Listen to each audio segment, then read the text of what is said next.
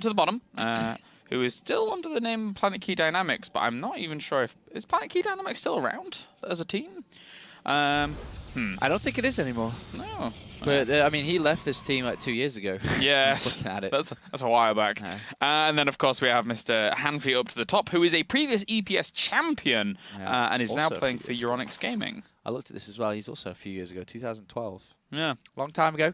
But yeah, the Meisterschaft, or for a lot of people know or used to know as the EPS, is definitely just one of these weekly leagues that is restricted to Germans, Austrians, and people from Switzerland, or at least used to be. Yeah. I think it's still the same nowadays as well, as German speakers in this small little region. And then they all compete against each other, where eventually, I mean, the prize pool used to be huge back in the day. Yeah. It still is pretty decent now. I think first place in the past has been, recent past has been something like 1,000 some or whatever, but before that it was very, very high. I remember it used to be like 2.5 or something quite a while back. I think even more than that, actually. Perhaps. No, I think Yeah, I mean, it's a big little league that they have going.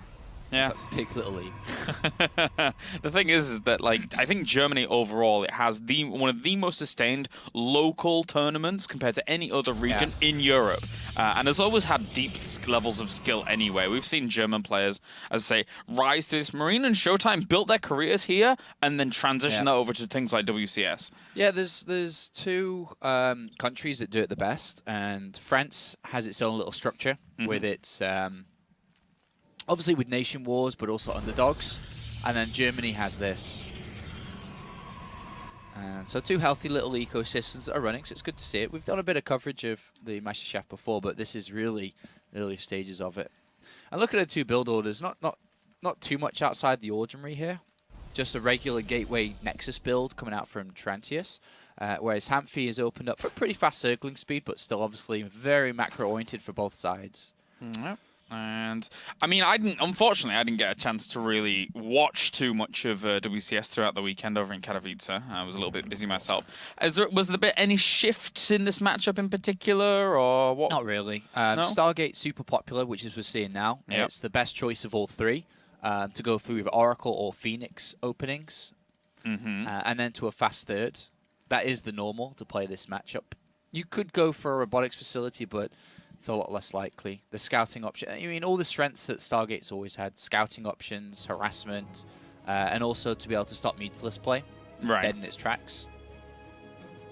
Well, yeah, you're right. We saw a lot of Stargate play before, of course, before all of that was going down. So it's nice to see that actually surviving really, really well. Zerg, on the other hand, what are we up to with that Zergling speed now about to finish up? Just being able to control the map of them, really. I mean, pushing that probe away is super important. So it's just going to be up to the Phoenix now to do some extra damage. So a good scout from the Overlord here should be able to reveal both the key structures here. Stargate and additional gateways. Usually there is two types of plays, so you can go from the Stargate, is that fast third, or there is like a Phoenix Adept push you can do, but more than often not, especially I'm expecting to see just the macro style of it. So a couple of gateways to support with ground units to take that third shortly. And from this, there's quite a few options for Zerg. You can go straight up towards Lair.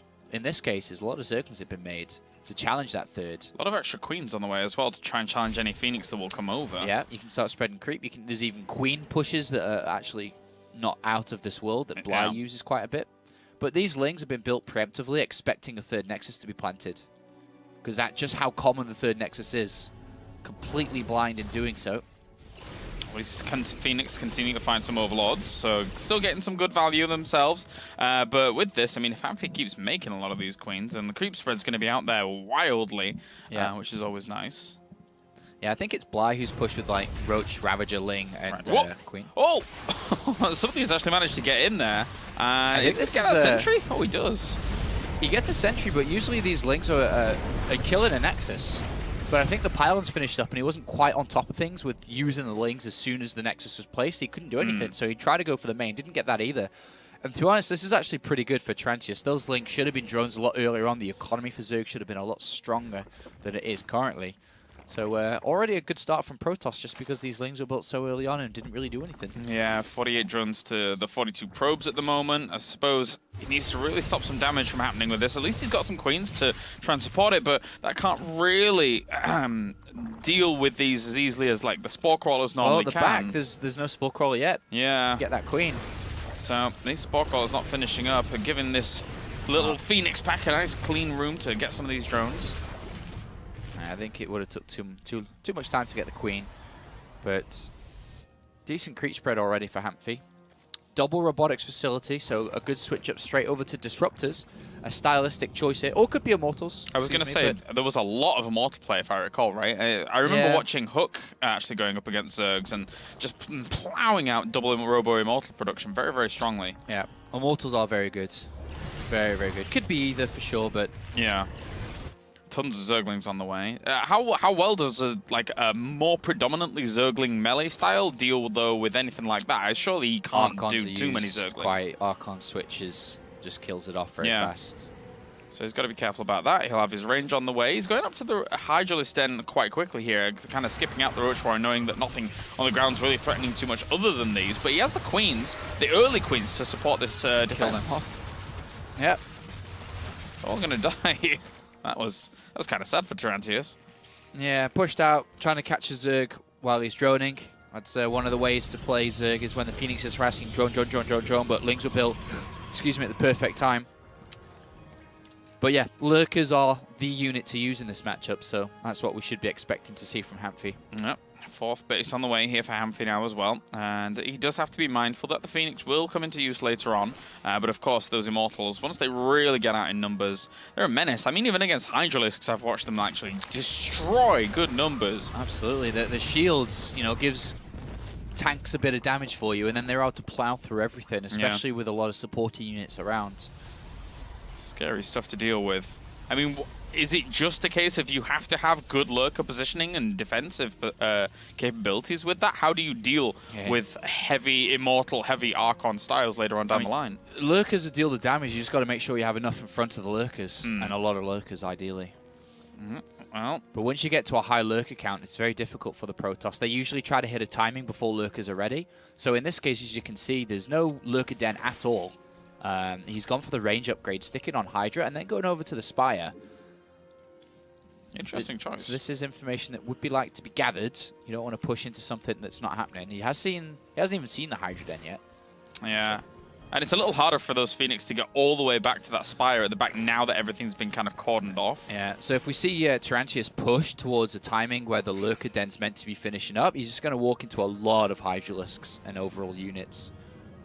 Not the easiest thing to deal with, and especially now with the Archon's going to be morphing in at the front here, with the double Immortal production still going on. Chronobus going into one of those at least, so he'll be getting those out nice and fast. And at least doesn't do spot the fourth base, so... But I mean, what does he really have to pressure with it now that I look at it? Not a whole lot, just a few Lings. No, just a lot of Hydras now on the way, 14, and that's what he'll try with, but he's got to wait till they're finished up. 16, it's quite a lot. It is a lot. Are we looking army supply-wise? Dead, even. But the thing is like, it's only Ling Hydra, and Lings are going to die incredibly fast because there's a couple of Archons mixed in. And then if the Hydras get caught on top by the Zealots... It's a good point. Hydras deal a lot of damage, but against, you know, 1,000 Zealots. The quality of army is just here for Tarrantius, is what you're saying. Yeah, it's a lovely army, lovely little Protoss army. Oh. Well, that's a nice snipe out at least. Getting that Warp Prism means that he does alleviate any kind of pressure towards the back, which we've seen so many of these Protoss nowadays actually finding Zealots 14 Mutalisks as well, so the Spire finished up and he's going to go Mutalisks. Okay. As long as you keep those away from the Archons and make sure you keep them away as a surprise factor so the Phoenix production doesn't start instantly. Yeah, the Phoenix haven't been retained, have they? I mean, they were up to 6 or so and he's down to 2. So I do like the Mutalist addition because of that. And again, all in all, that comes down to really this good Spire positioning. Very difficult for those Phoenix to get there. While all of that was going on, he's building up this army. At least he's getting some active creep tumors, but the threat's going to come from the sky eventually. It's a lot of Hydralisks. How many has he got? 25. Phoenix, the Mutalisks are actually gathering towards the bottom here, so they're going to go for an assault. Yep. Oh, another Warp Prism. He spots the Mutalisks technically, but did he? Yeah. Well, Mutalisk inside the main base slings on this board while the army's in the middle of the map. This is pretty good for Hamfi here. Yeah, very nice little attack. That's going to draw the entire Protoss army away from the middle, and then he can buy himself time for the lurkers. Technically, there's the... Oh, and he underpowers everything with that one pylon going down. That's a huge blow. And now the Protoss is just going to push, but he's going to push into lurkers. They're finishing up. This is the perfect little orchestration here from Hamfi. How is he going to break through this? I don't think he can. He's going to try for sure, though. There's one observer there, I think. Way too many lurkers. I'm not even sure if he has an observer. Okay, he does at the back, but... And it's all the way at the back. I'm not even sure it's actually spotting some of those lurkers at the back at all. So he's going to lose the entirety of his army. He lost the entirety of his production from that one pylon going down. And he's going to lose Mothership Core as well, and tons of workers. That was brutal. Ripperino. That was absolute domination. Even the lurkers are just going to walk forwards after the wraparound and, well, ouch. I've never seen Immortals die so fast. There you go, GG. Oh my god. Yeah, not the best of starts here for Tarrantius, and this is a single elimination bracket as well, so he's already down. Into it, we have Mr. Hanfi, 1 game up. We'll cut right on in, and we have spotting to the bottom left. It is going to be our red Protoss Tarrantius. Having a good start to that game, but just kind of losing grip of it later. And then up to the top left, we have our blue Zerg. It will be Euronics Gaming's Hanfi. On this good old map, Liralac Crest. New maps are coming in a little bit, right, though? Yes. So, soon. That'll be fun. Looking forward to some more new maps coming in. I remember trying to look back. I remember I played Stefano in a tournament. Oh, really? And so I'm on Stefano's profile, but it's kind of difficult to navigate. Oh, to 6 years ago. Yeah, I was gonna say you're gonna have a hard time, I think, finding that. A very early probe scan. This is very annoying. Gonna force him into the pool at the back. Yeah. A little annoying. So not too bad at all. Lucky that he found him really on this first scout, to be honest. Is Tarrantius. So early games still going his way. At the beginning of it, spots around. I think the first ever pro I met in a tournament in StarCraft 2 was drunken Polish guy, Tarson. There you go. Drunk Polish guy, Tarson. That was fun. I got my I got handed a very, very quick loss. That's how I'll phrase that. I was going to phrase it in a different way, but I decided not to. All right, I've given up looking for it. Whatever. Can't find it. All right. So yeah, forced into an early spawning pool, which isn't ideal. I mean, no one likes that. No. But it's a decent map. It's a decent map for Hamfi. Can he use it? It's very nice aggressively. If you can break the Protoss before he gets fully okay and sits on 3 bases, it's kind of nice. But so aggression definitely friendly on this map. Hamfi is still mining gas. After Zergling speed has been researched, so that could be a sign that he's saving up gas to build some Roaches or Ravagers, or both. Well, at least he knows where he is. He's kind of close in terms of the spawning position, so it could work. Yeah. Definitely could work. But overall, I mean, what we saw from Tarrantius in that first game, is that still the standard kind of go-to for most Protoss? I mean, I see a lot of the Stargate opener into the 2 Robos just to pump out a ton of Immortals at the moment. Yep.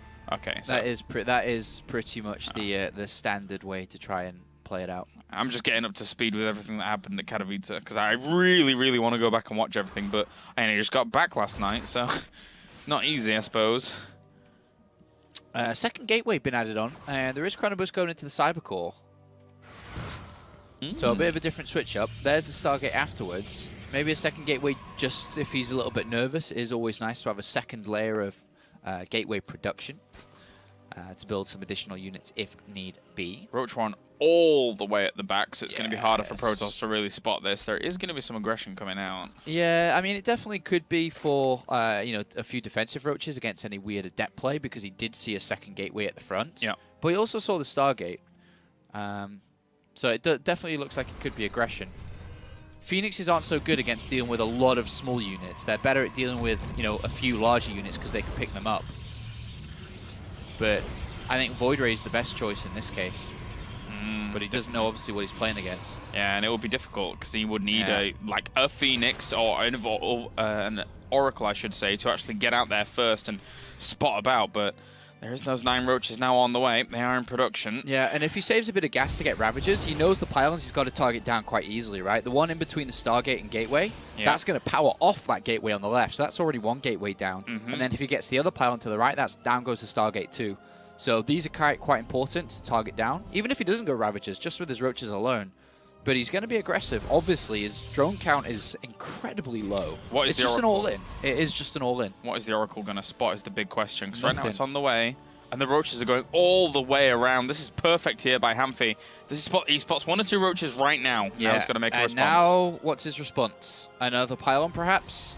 Got to back a something void ray, up. something? An Oracle it's going to be. But just against this many roaches, it's not going to kill them in time. No. And you know the pylons has got to focus down on this left-hand side to turn these structures off. Yeah, they're going to die so fast. Yeah, it gets forward overcharge now, and they're trying to focus down some of these roaches, but one is already down, second one's going to fall, and that is going to mean no more flying units alone, never mind the ground units that could get potentially shut off as well from the gateways. Yeah, and the Oracle is going to run out of energy soon, and there should be a flood of more units coming in. 24 Lings on the way, but he's just got to keep these pylons off. Yeah. Just get to the pylons, keep things shut down. Those 2 back up now. He doesn't actually have energy for more photon overcharges on towards those, but still, this is a lot of damage being done here. Yeah, he's trying to cut these pylons on the right-hand side so he can bring Lings in. But he's doing okay. He's just got to get a wraparound on these Stalkers. More Lings flood on him, and that is annoying here for those Stalkers that can't really do too much against that. Then another Oracle pops because it does have, well, now some energy more to actually try and deal with that. Where is that landing? In between these pylons, he really wants to shut those down again. Yeah, the photon overcharge is about to come on, but there you go.